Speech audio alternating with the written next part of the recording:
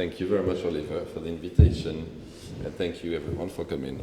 So like Oliver said, I'm Jullien, nice to meet you. I'm a French graphic designer. I'm gonna present you my work in general and then a couple of specific topics that are relevant to the class we're doing with the students at the moment, but not only. But first I'm gonna show you a very broad introduction video that I've done that presents my work.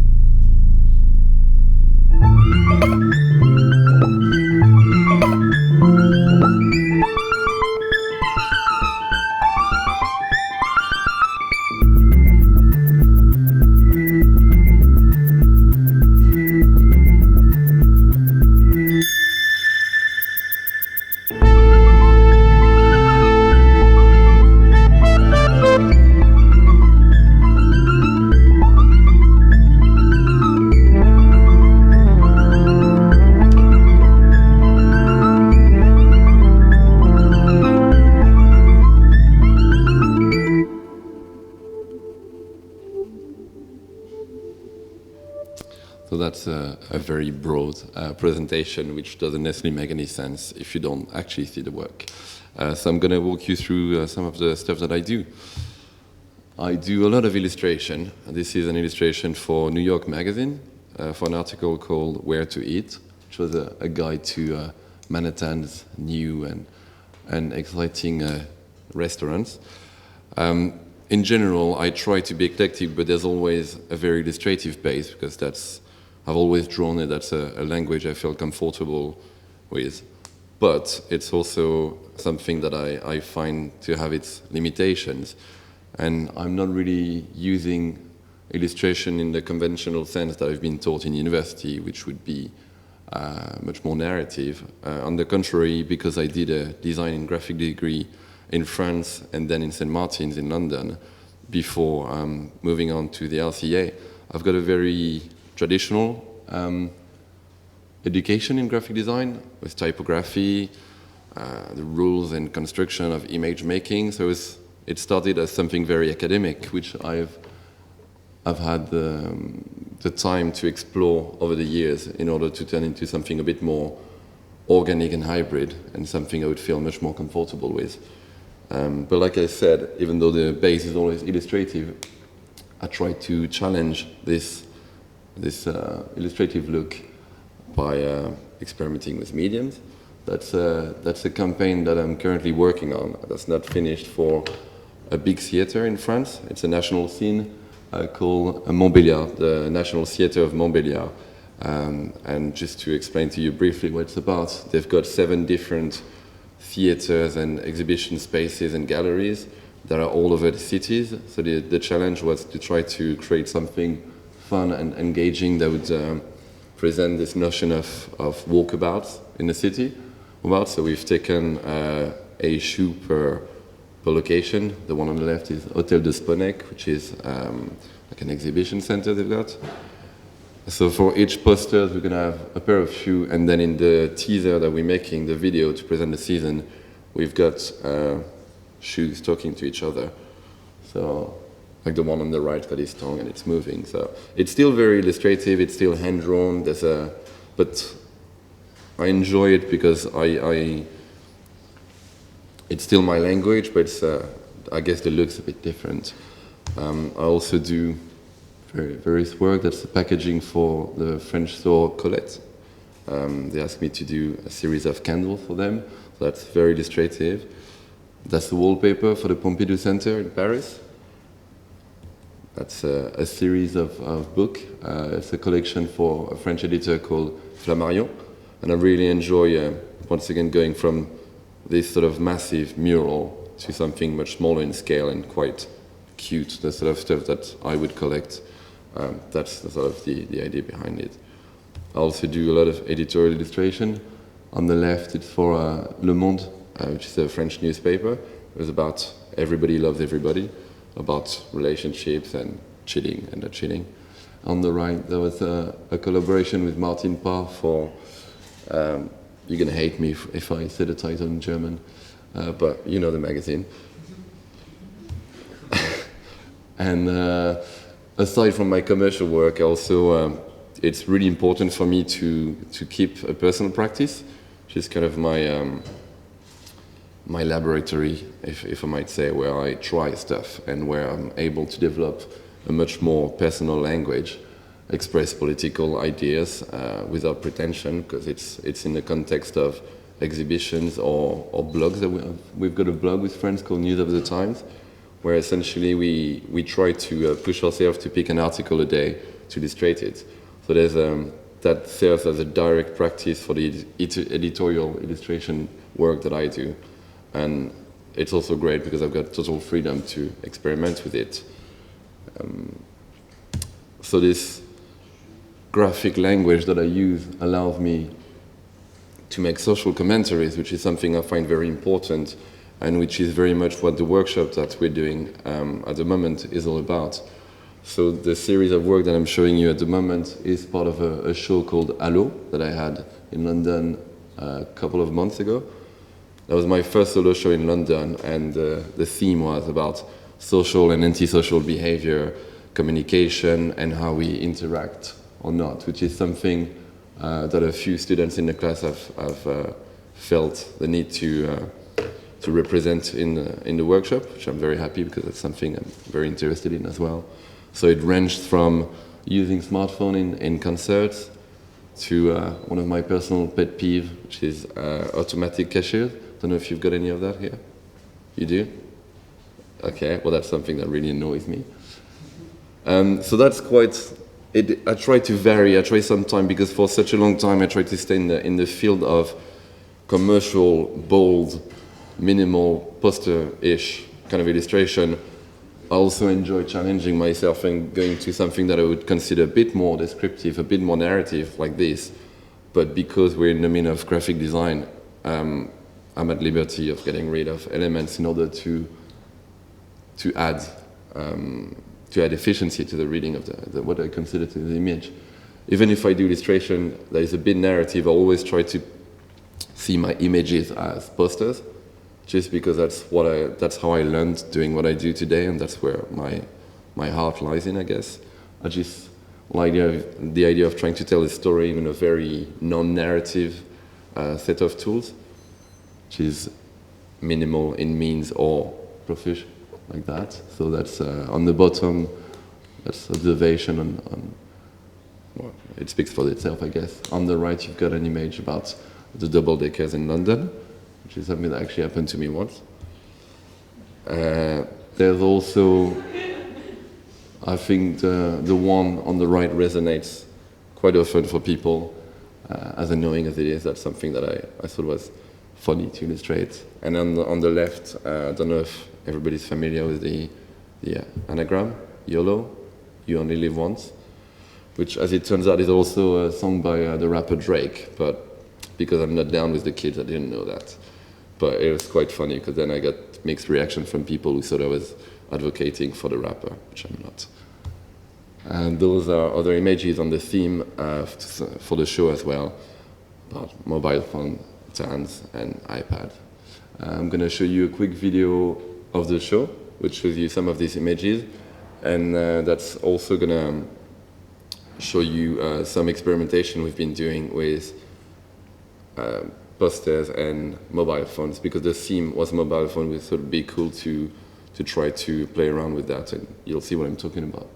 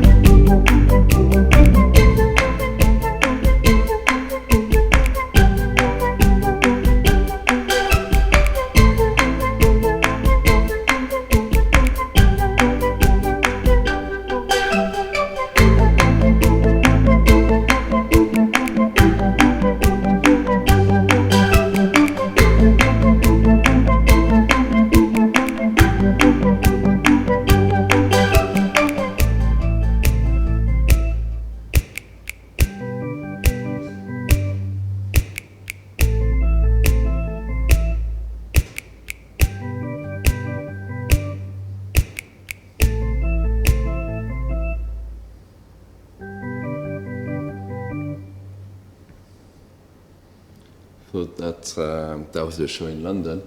But now I'm gonna explain to you a bit how I work, because this was, well, I guess for me it was a bit of a landmark after having done a massive amount of commercial work for a long period of time. I always wanted to gather all these different illustrations that I do through our blog or when I do it for me. And I think it was really interesting for me to be able to try for the first time to really combine everything into one speech, I guess, one proper speech about a topic, a social topic, and try to create a dialogue with the audience, which is something I've tried here and then, but the show was really interesting for me in that sense. So I always draw in the sketchbooks, and they're observational, but also from that it goes into the observations that I make, how can I transform that in images that creates a dialogue with the audience. So there's a bit of everything. I just try to sketch everything that I have, and some image make it to the code, some image don't. So yeah, some of them did make it to the show, some others didn't.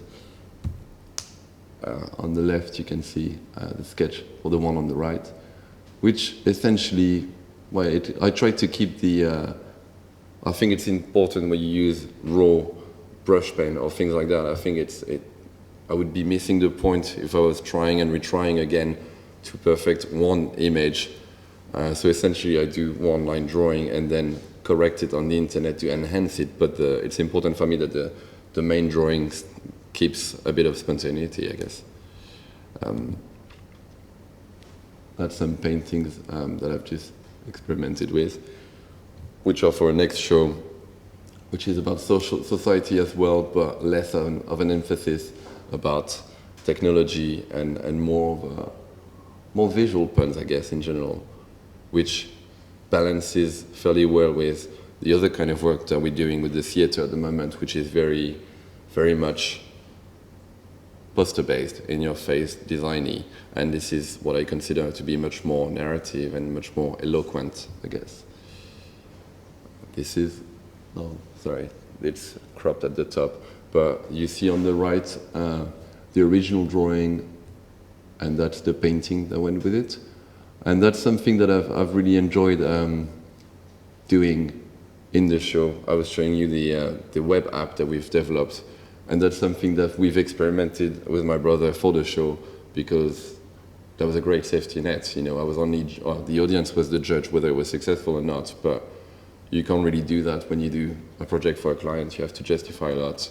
And I find that keeping a personal practice is extremely important for that, so that you don't repeat yourself. The client is always going to ask you to reproduce something, or in my case, they often ask me to reproduce something that they've seen, because they don't want me to go on the loose and, not necessarily very trusting. So they're like, we like this one, can you do that again? I say, of course, that's my job to fit to a brief, I guess. But then it's important for me to also be able to keep a bit of creative freedom and go to other domains and territories that I can then show to clients. There's a sort of really nice balance. I'm not saying it's the way to do it, but I do find that it works really well for me, that I keep a very personal space, creative space, and then I keep my professional space a bit more client-oriented. So that's some other sketches from an image from the show, which you see the one on the left didn't work so well for me, and in the sense that it was a bit too narrative, too many colors. It's more of an illustration. With on the right, I think it plays within the field of design a bit more, just because there's a great emphasis on aesthetic. It needs to be legible. It needs to be pleasant to look at in order to. There's a smoothness of reading that I feel we didn't have in the sketch. So that's something that I try to challenge when I go from the original drawing to the other one. I keep the idea, I keep the essence of it, I keep the drawing of it, but smoothing it up a little bit. And this experimentation, the things that you lose, the things that you keep from one medium to the other, doesn't necessarily happen just when you go from one sketch, one preparatory sketch, to a final image. I find that it also happens in a really nice way when you've got your basic image, which is exactly what we're doing in the workshop at the moment. Some of you have got something that works. It's a good message, it's efficient, but you're wondering, does it work as a poster or should it work as a book? And that's something that happens once you've produced the image, I guess, or the sketch, and try to challenge it. You see, in my opinion, there's a niceness to discussing the topic of online images and having it printed. And I don't know if you can see well on the screen, but it's a very light screen print on newsprint, so it's got a quirk that pushes forward the topic of online, but on a printed matter. And that's a screenshot of the app that we've done. So when you scan, it's like augmented reality. When you scan the images, then you've got a second level of reading, which is fantastic because usually in some of the images that I create, I've got this very naive looking aesthetic that allows me to have a deeper meaning sometimes, but it's quite, I do get the feedback from people that it's nice to look at in a sort of easy, obvious way. You know, it's not too complicated to understand. It's simple lines. But then, for example, for the burqa that you see behind, it's touching what could be considered as a socially touchy matter.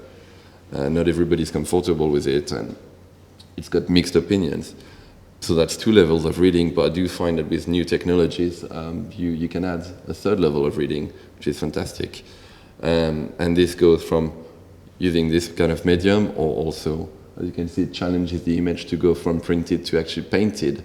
So the image is completely, it says the same thing, but the scale is different, which is something that two of the students are currently experimenting, and they're going to paint one of the walls, but you see what I meant about the upscale and how it changes your image. That also happens in commercial work, when you have your image and it's a poster, but it's exactly the same, and then you got some differences. You've got some advantages to seeing it printed.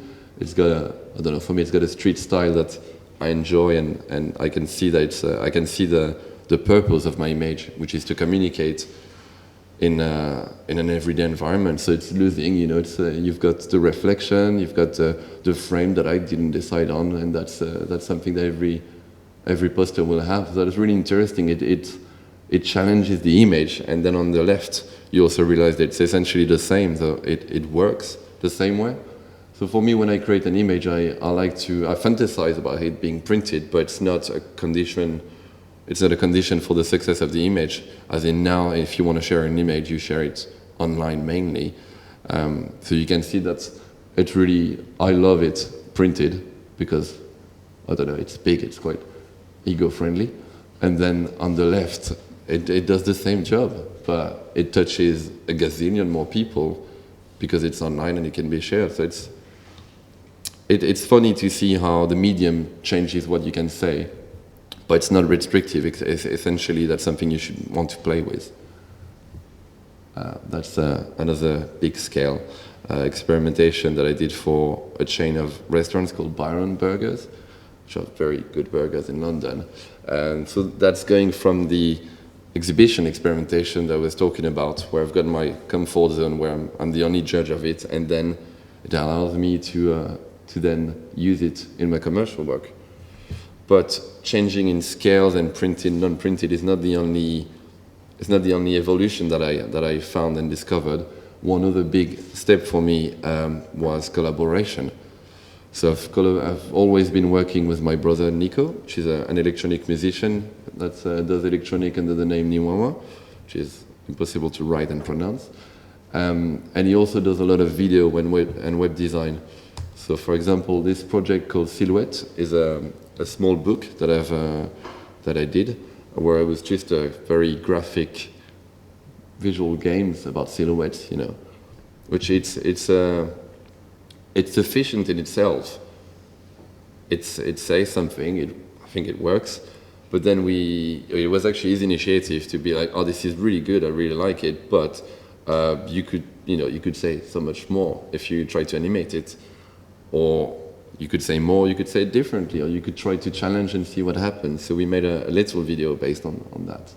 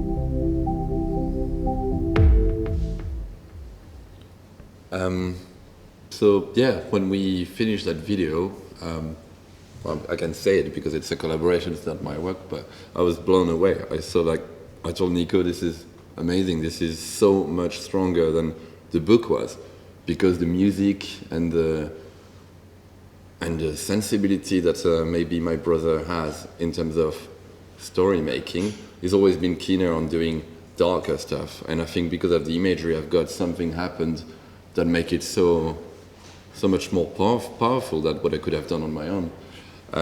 So based on that, I was like, okay, let's carry on. Let's see how much further we can go than if I was limiting myself to saying, okay, I'm a graphic designer or I'm an illustrator, hence I do images, but I don't do films or I don't do installations.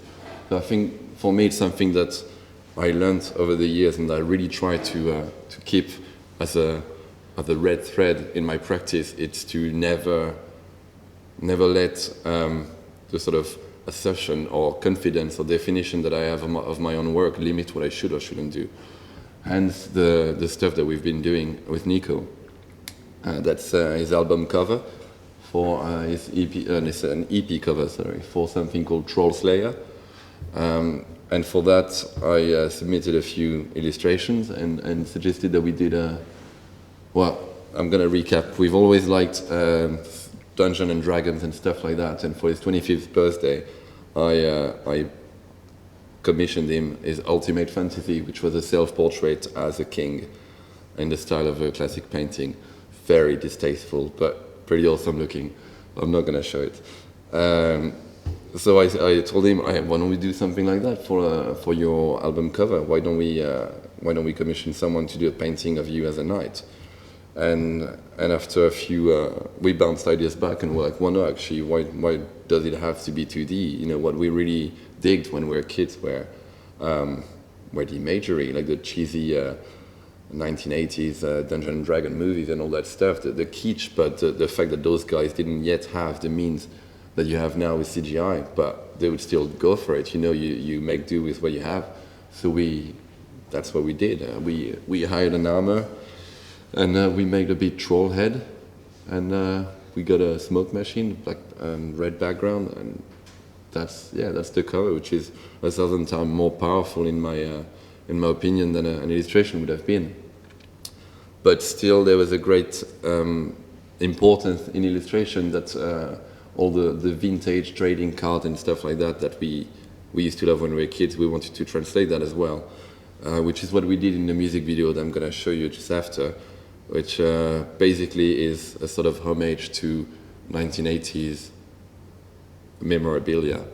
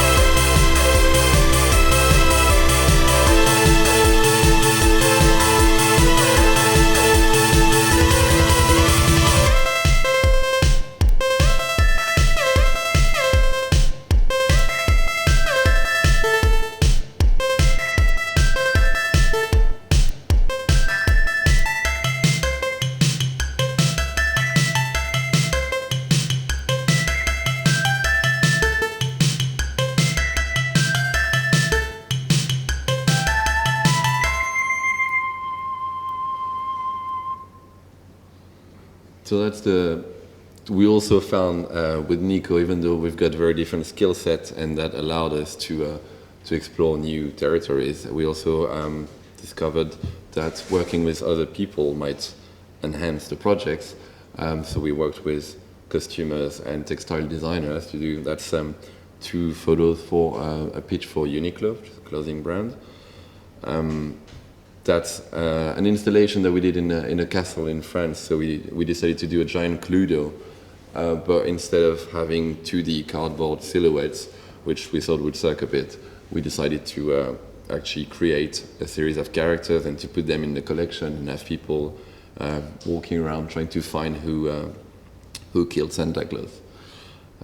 So that was successful, but people thought it was very creepy, which I agree with. But this collaboration thing is something I learned once again by doing stuff on my own. This is a table that I've tried to do on my own for an exhibition, Tableman version 1. But it worked, it's nice, but highly impractical, and it ended up being completely smashed. But because it was fairly popular, I got commissioned by a magazine called The Gourmand to do another one for a series of dinner that they were organizing. So I did Tableman version 2, But this time I collaborated with product designers who made sure that it was as illustrative and it kept my my signature style, I guess, but was efficient. So it was used for dinner, and it was pretty fun to do. And this is something that I think is quite important to mention, the fact that no matter how important it is to develop a style, a signature style, it's also really key to be able to collaborate and to let go a little bit of your sense of ownership, which is, I think, something that you guys are lucky enough to do in your class. From what I've understood, you collaborate a lot, and it's not necessarily something that I was taught to do. So I spent a lot of time trying to defend my castle, and I made it very difficult for a lot of collaborators at the beginning to work with me, because in a very fascistic way I wanted to sign everything and for me to actually draw everything, which was nice, was very arty-farty, but essentially didn't get the best out of the project. So I'm going to show you two last projects which show what I consider to be the best collaborations I've done, and hence some of our best work, but also with very major difference. This one is a TV advert for San Francisco SPCA. So we worked with a big production company.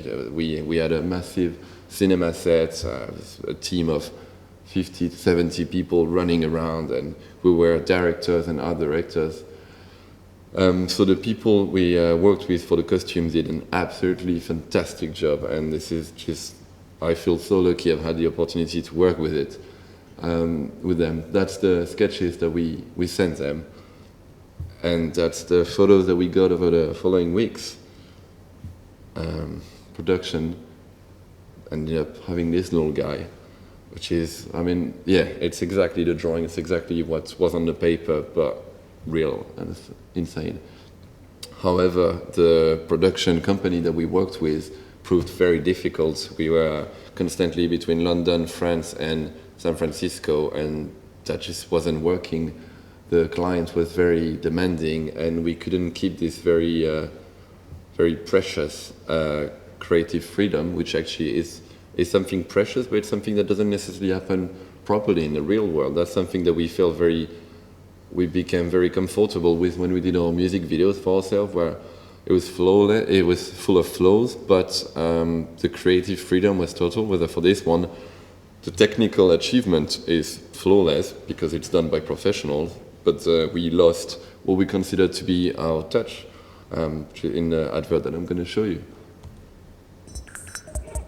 I see a cute puppy online, so I'm gonna make her mine. Fall in love and double click, send it to me real quick. Traveling through the internet from some guy I've never met. Still I know we'll get along, after all what could go wrong. I should have known the puppy online came from a puppy mill. What a crime, what a crime. Not enough water, not enough to eat, not enough grass, too much concrete.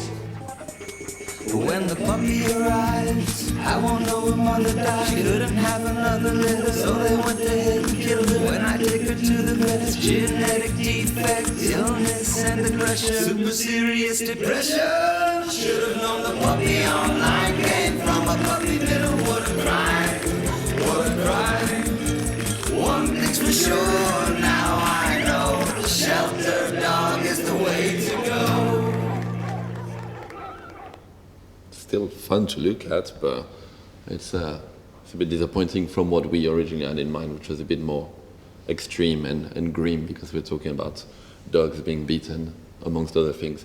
But it was still a very interesting experience. And the last project I'm going to show you is one that I feel very privileged to have been working on, and it's one that encompasses quite literally everything that I've tried to set up, which is to have a very diverse practice that ranges from illustration to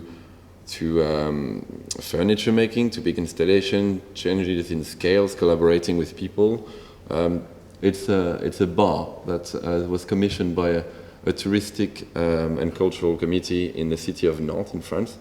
The committee is called the Journey to Nantes, and it's an invitation, it's a promotion of the city through culture. So they invite various artists to intervene in the city. and I was given the luxurious location of the 32nd story, which is at the very top of the tower. And the pitch was you have to create a livable space, a social space that's also 50% an art piece. But it needs to be practical, but it needs to be artistic, which is, as you can imagine, pretty much a dream job for anyone. So I set myself to create a bar, which is a great social space, and because of the prime location, which was at the very top, and it was overlooking the city. I was in a building full of offices that nobody had been able to penetrate from the public for the past 20 years because it was private. So the idea was to give the space back to the city.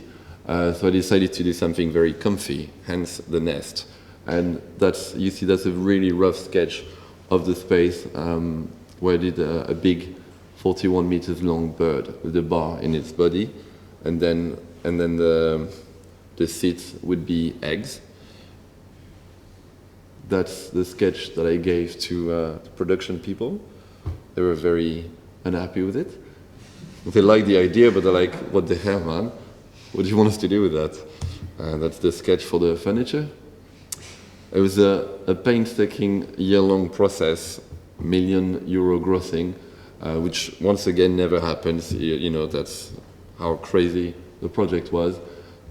And I had the chance to work with amazing architects, product designers, builders, and everyone involved was really fantastic. So the project looked something like that in the end, which once again retains what I consider to be the essence of my visual language, but it's not drawn. It's drawn by me, but it's not made by me, and that's all for the best, obviously, because the people, I think from both parts, I did let go a bit of my fascistic approach to my work, and they were really patient and really respectful of the original drawing.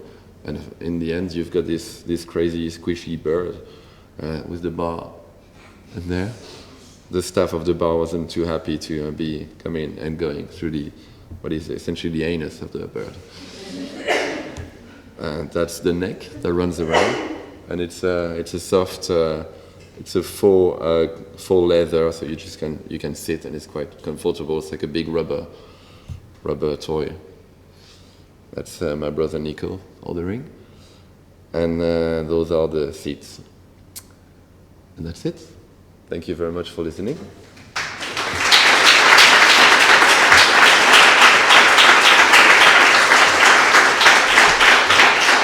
Thank you. Thank you.